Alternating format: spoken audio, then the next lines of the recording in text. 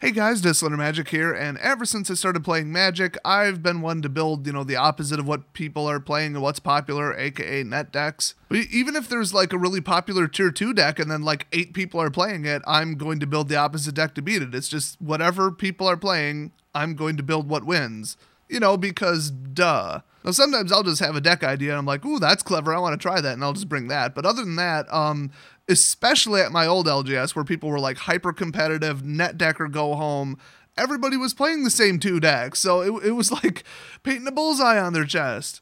The example I always give is when everybody was playing Goblins. So I played just nothing but Sweepers and Mass Kills, just Drowning Sorrows, Bile Blight, and Virulent Plague, and like 6 other copies of it. I don't even remember what I won with. Maybe it was Master of Feast back then, I think. I don't remember. So looking at Rivals of Ixalan, I'm already thinking, what's going to beat this? And it is so like paint a target on your back and run, because it's just, long lines of similar creatures. Oh, and then what's this one do? Long lines of similar creatures. Oh, what does that one do? Long lines of similar creatures. And the 4th tribe, I'll give you a hint. It's long lines, and the creatures are kind of similar. I mean, everybody's just going for like synergy flood. It's not just all-in token flood where it's just flood, flood, flood. And it's not just like red rush flood, goblin haste deck. It's just, I dropped in another blah. I get a trigger, something gets a counter, something gets a boost. Cool, swing. And then, I dropped in another whatever. Now something gets a counter, something gets a boost, something's flying, something is unblockable, something gets a trigger. Okay, swing again. So giant board states of almost exclusively creatures and the lowest amount of control that people think they can get away with. That's what I'm predicting. Although somebody might come up with some kind of creative all-in thing where it's like half control, half dinosaurs, because half dinosaurs is really all you need to win. I mean, you only got to hit people certain times with giant dinos. So how do you stop it? Well, stopping creatures happens to be the specialty of, 4 colors at least. I mean, this isn't, I need to stop combos, play blue. This is, I need to stop creatures. Oh, good, basically everything but green does that, and green has Death Touch. So I'm thinking, okay, what's gonna do it? Asymmetric board wipes or absolute board wipes? So asymmetric board wipes you're looking at, there's 2. First is, of course, River's Rebuke. It is 6, so you're going to have to probably ramp into it. But to have control and to, bounce their creatures back to hand or destroy them, pin them down, transform them, negative whatever you're going to do, you're going to need a lot of mana, and at the same time you've got to be dropping things out onto the field, so you are going to need a lot of mana in a given turn. So I wouldn't say River's Rebuke is unrealistic in this type of deck. It absolutely is. It's just blue creatures are unrealistic in this type of deck because you need to be hitting them really hard with a really small amount of creatures, because that's all that you have room for in your deck, remaining basically. And then, of course, the other one is Settle the Wreckage. And white is always good against creature lines because, they don't do usually mass exile unless it's a straight-up board wipe like Fumigate. But, they do have Settle the Wreckage. So if they're going to swing at you with 5 dinosaurs, I mean, once they know you have it or you're playing white so they suspect it or you're leaving mana open, they might underswing on purpose and you only get half the value out of it. But only really good players do that. Somebody might just fall for it. I mean, they might leave 1 defender because they want to block your giant creature, but that's it. Oh, by the way, I call blockers defenders. So Settle the Wreckage will wreck people, Fumigate will too, but remember, you're going to take your creatures with it, which is why I said it really does have to be asymmetric. Now, asymmetric board wipes are just about the most powerful card in the entire game. That's why in Garruk's Wake was 9. I mean, it said destroy all creatures and planeswalkers that target opponent controls, and it cost 9. Now, I do hate to, start naming specific cards and even put together like a potential card pool, because we don't know all the cards from Rivals yet, I think. I'm pretty sure we don't know all of them. I don't know. It doesn't feel like it's been 190 yet. But I will say, here's one thing that's not going to work. Cards like Yahenni's Expertise, where it's just -3 sweep. Do you really think that a line of 7 Merfolk is not going to be boosted past 4 toughness? I mean, that's all they do is drop counters on each other. Just remember, it's like green Merfolk especially is all about counter, counter, counter, drop counters, get counters, and then no matter what people are playing, Metallic Mimic, which I'm convinced is going to be like a $20 card because that's just insane. So any kind of sweeper, which is, usually asymmetric, it's like target opponent's creatures get whatever, or even if it affects you, you could have a creature bigger than it, but all their creatures are going to be bigger. So you're either going to have to light it off too early when the creatures are still fun sized, and then they still have half the creatures in their hand they can rebuild, or you're just going to get stuck and they're not worth it. Now, you can use it as like a, instant combat trap, where you shrink all their creatures, but I don't think there's any instant speeds. A lot of these are sorcery. And the other thing is second main phase, they already took damage, okay, cool. But usually you'll lose creatures in that too, so that's basically a symmetrical board wipe then. So stay away from sweepers. There's like 3 or 4 good ones right now, but they're just not gonna happen. It's not good enough. Now what you can resort to, and this is gonna be tough, is just straight up combat tricks. But that said, do you really think that a 100% synergy deck where every single card interacts with another card or more in the deck, that you're gonna beat it with Death Touch and First Strike? No. You cannot build a better line of creatures just by adding keywords to them. It's just not quite there right now. You need something on par with their synergy if you're going to go creature versus creature. And honestly, those types of games tend to just have giant lines of things and you stare at each other and nobody can swing. But I mean, if you were to put out Gifted Aetherborn, it's going to pump the brakes on their little tricks there. That's for damn sure. I mean, Death Touch and Lifelink, if they swung with 3 creatures, that could still potentially be a net gain in life for you while they lose a creature. So it only costs 2, so if you went first, it is out theoretically before they even dropped a creature. I mean, there's some 1 cost, but a lot of these tribal decks are going to be running 2 costs. Now, it's a real shame that, like, Gisela is no longer legal because she was, what, like 4 First Strike or 5 First Strike or something, plus Lifelink, plus flying. She was crazy. She could just kill anything. But speaking of giant things that are flying with Lifelink, that's not going to work. Building like an all Lifelink, I'm just going to swing out deck, especially with like unblockables and flyers. First of all, the card support isn't really there anymore. And secondly, it's not going to work because they're going to outdamage you. I mean, if you just let them just swing away every turn, you're not going to be able to outgain that. Not with the cards that are in standard right now. It's just not going to happen. I mean, vampires would get close, but black-white vampires is one of the tribals, so duh.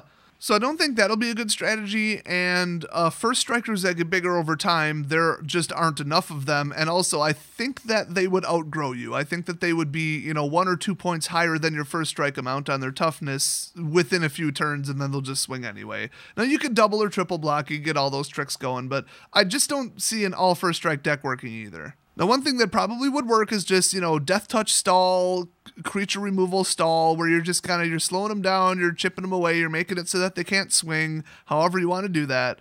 And then you get out like one thing that you think you could win the game with. So just make it impossible for them to swing without losing everything. So almost exclusively Death Touchers, maybe First Strike. I feel like that wouldn't do it. Maybe Double Strike.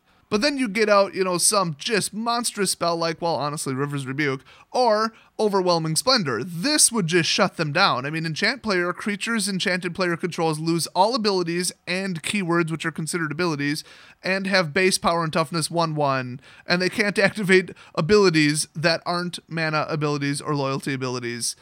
Unless they stop this, they just lost. So you just get to 8 mana and win the game. It's a lot simpler than all this messing around with, Approach of the Second Sun and arranging your deck and, the ramp and the scry. It's just, here it is, Overwhelming Splendor. In fact, it's an enchantment and an aura. I think you might be able to fetch it from your deck with 1 card just so you can kind of pretend to have 8 of it. Not 100% sure. I feel like that might have been an Eldritch Moon card that did that. But, the same goes for this or like, I don't know, a giant flying creature that like gains 2 counters every turn. That one's Sphinx. Sphinx and Magosi. Yeah, it's actually still legal, by the way. Who would have thought? You could draw cards to protect it. It's getting bigger every turn. 3 swings and they're dead, even from 20. Because it would go 6, 8. No, actually, the turn it swings would be 8, 10, and then 12. Which, yeah, that's a lot. Honestly, 8, 10 would probably kill them. But here's the thing. Nobody goes all in tribal. I mean, unless it's like a 1/2 cost, little bit of 3, rush. I don't think that they're going to have 0 creature removal or 0 counter spells. So once they figure out, okay, you're stalling, that's not important. You're not going to use that. Oh, this is what they win the game with. Out comes the counter spell, out comes the removal spell. So don't just count on 1 giant creature to win unless you can cover it, but then it's like it probably costs 5 to 8 mana. So can you really cover it with like a spell after you spent that much? So it's rough. Like it would maybe work, but it's pretty rough because people will know how to like effectively disassemble your deck sort of. So I would lean on my older strategy that I've been showing off in a couple decks, which is individual threats, which get just outrageous over time. Anything that comes out for relatively cheap and then reliably with like an ability or trigger adds counters to itself at least once per turn is going to be crazy. So stupid people keep saying it's bad, but Fretwork Colony, I mean, you really can't beat that other than if it accidentally kills you. Now, do be careful about your triggers, because some people are like, oh, Emperor's Vanguard, I love that guy, because 2/3 of the time he gets a counter. But he has to hit the player. You think he's going to get through as a 4/3 if they've got a giant line of 6/6 vampires or merfolk or dinosaurs? Nope. Now, in some cases, I would throw Planeswalkers into that because their ultimate can win the game single-handedly, but a lot of the ones that do that cost like 5 or 6, so you better really be able to stall, like, really long. Plus, then you have to build up to it. I mean, you're talking like turn 15 or something. It just ain't gonna happen. But, I mean, there's some out there that could single-handedly win the game. I feel like maybe Nissa Stewart of Elements could do it, because she can come out for 3, she'll build up while fixing your deck and making sure that you can, wreck people with your cards, and then she can summon 2 5/5 flyers, and that's 10 damage in the air. And I was gonna say I don't remember any flying dinosaurs, but then again, I do remember some flying dinosaurs. But if you were to ult her multiple times, which is not the easiest thing to do, it's 10 damage in the air. I mean, it's not quite game winning, but it's good. But there are cards like Vraska where you just make their life total 1. I mean, then just do something to them. Just hit them once or something. So if you could stall, and then instead of a creature buildup, it's a Planeswalker buildup, it's a little bit better. It's just the Planeswalker ultimates right now are kind of weak, like across the board. At least 80% of them are not like single-handedly game winning, especially Jace. Now, one of my favorite strategies lately has been using Kefnet's Last Word, Entrancing Melody, and there's like a third blue one that costs like 7, where you can just straight up grab their best permanent or their best creature. The problem is a lot of these are passive boosts. Like, another card says all merfolk get +1/+1. Cool, so you steal their 7/7, and by the time it gets to you, it's a 3/3. So I don't think that strategy is going to work except against dinosaurs. Against dinosaurs, it would be freaking amazing, because you could just like steal their 7/7 or 9/9 or 12/12 or whatever. So honestly, the ways to stop giant lines of creatures are very, very narrow, because most of them involve blowing up your own creatures, and that's never good. And unfortunately, one of the best spells and most underappreciated from a former set where it was all your opponent's creatures get, I think it's -1 attack, like forever, because it's an enchantment. Or maybe it was 2. I feel like it was 1, though. 2 would be a little much. But you could stack them up, and I got 3 of them out in a game one time. That would do some damage, but you'd have to have it in addition to your creatures, and you'd only have 4 of them in your deck anyway. So I don't think that attack dropping is going to be good enough. There are a couple cards that do it now, but I just don't see it happening. And unfortunately, you can't turn the ball into frogs, which kind of pisses me off, because that would be awesome, but that would be a little bit OP, just a hair. Now, one of the strategies I should mention, obviously, is board wipes while making your creatures indestructible, which is a classic combo, and it's so classic that they made sure you can almost not do it now, because we're missing Selfless Spirit. That is a shame. That card was absolutely bonkers. I don't think you can just rely on, Heroic Intervention, I think? You would need like 2 board wipes and like 3 indestructible spells or something for them to reliably meet up in a game, and that's just once. But if you really wanted to, you could try it. Oh, you're going to need a hell of a lot of mana to go along with it, though, just FYI. Now, you could do very, very particular strategies that are like all-in combos, where you either stall and then get a combo, and the combo is overwhelming, or you could, play something a little bit more like single shot, something like life total switching with direct damage. I mean, that's really, really, really pushing it, because they'd have to get you to like exactly like 1, 2, 3, 4, maybe 5 life. I don't know what spell does 5 damage to a player, but then in the same turn do that much damage to a player. So I don't think they're going to leave themselves wide open, but maybe you could swing with a creature, or maybe you could drop something in with flash on their turn, or maybe you could, I don't know, do something. But yeah, life total switching and then kill, that's a thing. It does exist. Now, one thing that's just generally going to be good is bringing back really important spells from the graveyard, like River's Rebuke, or really, really good effective kill spells, or 2-for-1 kill spells that can get 2 creatures. There's a couple of those right now. You don't want to just be like, oh, I have the perfect opening hand, and then all the cards you draw after that are crap, and by turn 7, they've regenerated their line of creatures. Not good. But if you did want the most granular, typical, more traditional kind of Magic deck, I would say the last idea I have is, really good removal, pinpoint removal, or 2-for-1 removal. So just like mostly black, maybe a little bit of white. Then on top of that, anything that has to do with creatures leaving the battlefield or your opponent's creatures dying, which I can only think of 1 right now, but I'm pretty sure there's 2 or 3. Of course, I'm talking about Yahenni himself, because, whenever a creature dies, he gets a 1/1. So if you're sitting there wiping out, 1 dinosaur at a time, you get a swing with this guy, and every time he swings, they have to block him or they're going to take like 10 damage eventually. And so then they lose another creature. And if they try to destroy him, unless they're exiling him, you could just sack one of your other creatures, which is probably just some little 1/1 death touchers sitting there annoying them. The problem is you're still kind of opening yourself up to control because the cards that aren't Yahenni are going to get destroyed. Really wish I remember the names of them, but I'm too lazy to look them up. I mean, I'm not going to sit there and research individual cards when better cards could be coming out of Rivals.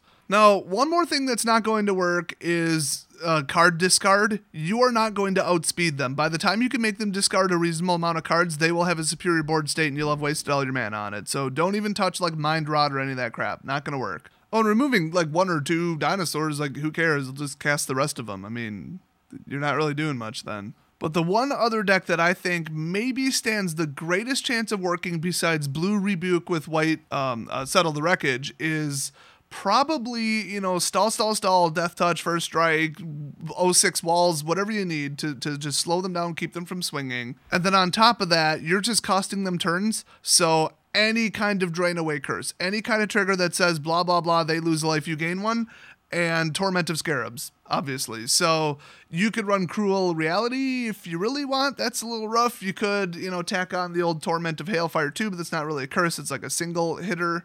But I think there's maybe like a Planeswalker or two that can do like life manipulation, but just anything where every single turn it's just going to sit there. You don't have to tap it. You don't have to give it mana, nothing.